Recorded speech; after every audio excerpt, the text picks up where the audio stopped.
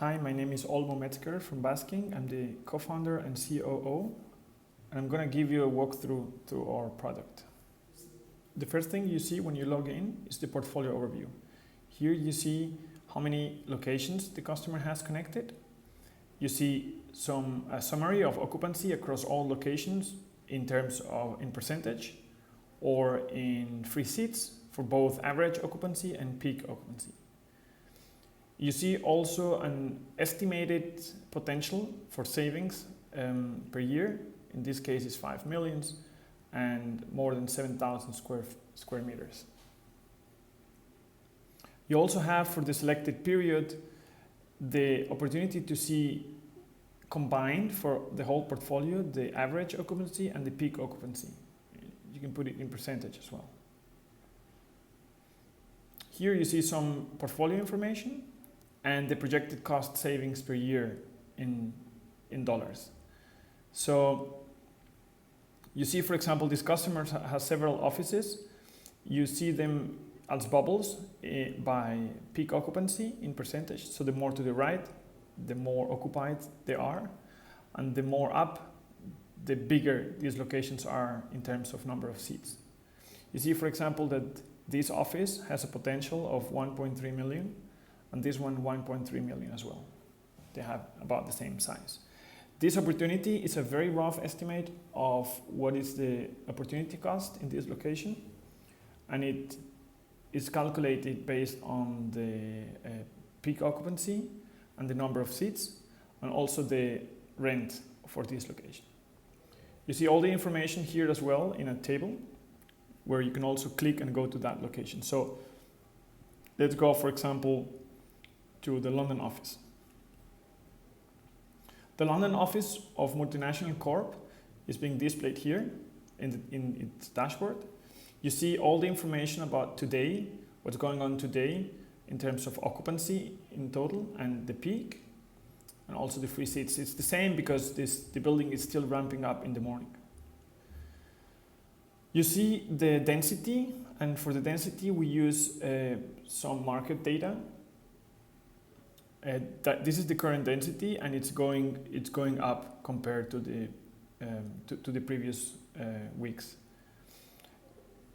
You see also, similar to the portfolio view, you see for every day in the data range that you select, the average and the peak occupancy. You can also put it in percentage and put the capacity line.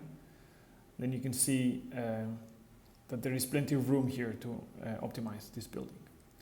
This graph is a little bit more detailed. It gives you, for the selected range, the occupancy per hour, and you can select, you can see the difference between the current range and the previous range. In this case, because the range is 7 days, so you're comparing 2 weeks. Now here, I'd like to go through this one first, is the people by time of day. You have an overview of how the building is being used across the different days of the week and the different hours. Here is an important card where we drill deeper a little bit into the opportunity insights, where we have 2 ways of seeing the opportunity in a space. The first way is understanding how much of the space I could repurpose, and how many people I can allocate to that space. Depending on the way, on the customer, it's either or, and obviously they have a different opportunity size. We calculate here, for example, for repurposing of the space, what would be the total peak occupancy and the average occupancy for this space if 34% of the space is being repurposed or used for other things, for example, for engagement of employees. We also give insights about the mobility, where we understand the mobility of the people, how often they come to the building, if they do home office and so on. So for this building, 29% of the employees are mobile, and the trend is going down over the last 3 months. Then we have the Heatmap, where we can see the areas within the floors. So in this building there is only 1 floor, and we can see here the average occupancy for this selected time frame on the 21st of August between 12 and 6. On the area B, there was a peak of 79% with 4 seats available at peak, but the average between this time was 26%. Here, for example, we have a higher peak, but a lower average. I hope this video could give you an understanding of how basking works.